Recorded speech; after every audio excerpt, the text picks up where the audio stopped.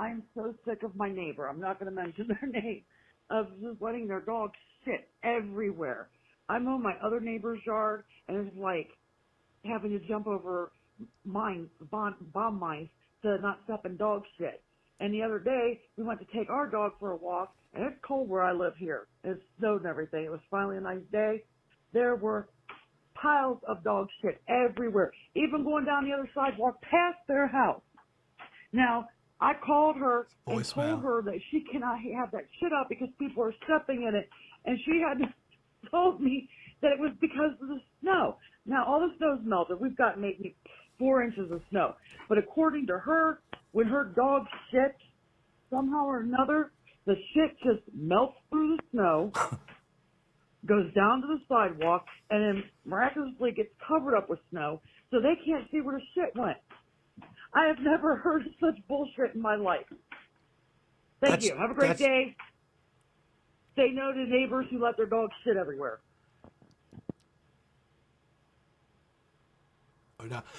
Okay, but that's real. A dog turd will melt through snow because it's hot. And then if it's still snowing, the snow will cover it back. Not defending the neighbor. Your neighbor's a piece of shit. A big piece of shit for letting the dog shit in your yard, whether there's snow on the ground or not. But if it's a small, now if we're talking, if it's 2 feet of snow, a turd's not going to melt through 2 feet of snow. But it will melt down. And if snows keep coming, it's going to cover it back up. And there could be turds hidden in your snow. So you do want to be careful. But your neighbor's a piece of shit for doing that.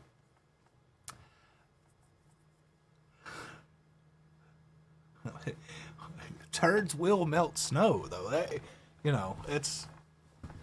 I've never grabbed a turd, but I feel like a turd coming out of a body is hot. 98 degrees, to be exact, probably. I don't know. So you put a 100-degree turd on a pile of snow, it's going to melt it. Every time. That's what I'm saying. Hey, the best solution, next time you see your neighbor letting her dog shit in your yard, slap the shit out of her. That's what I recommend. That is the official Blue Collar Soapbox recommendation for that situation. Slap the shit out of her. We got one more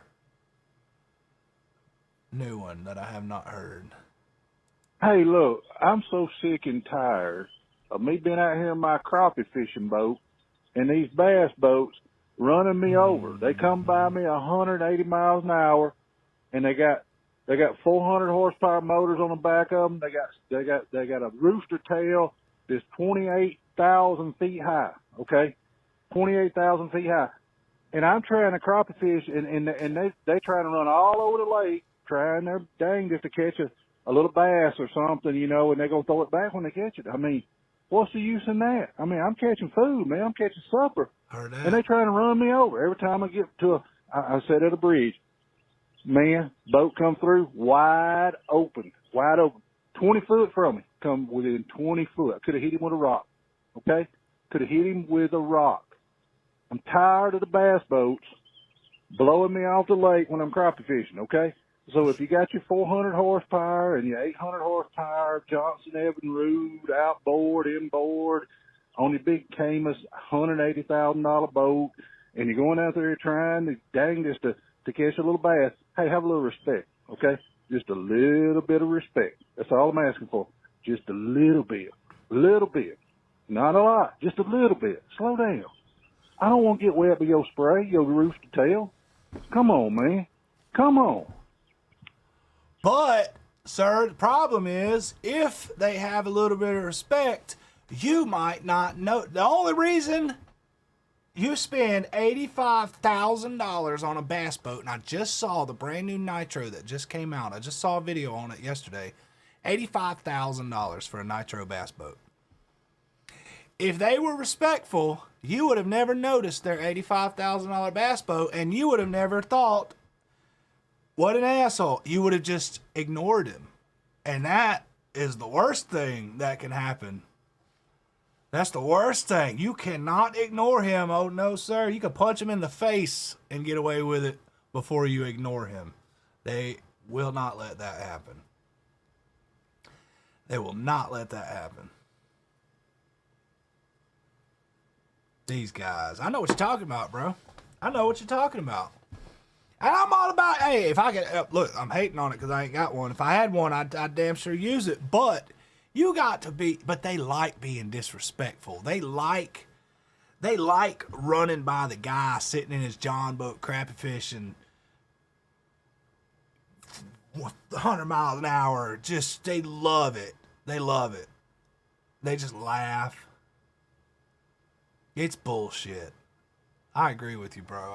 That is bullshit.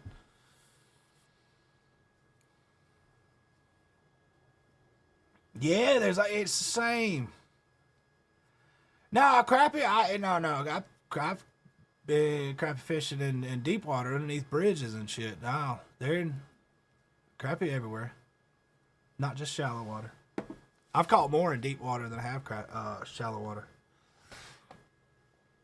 But you know, with crappie fishing, here's the thing.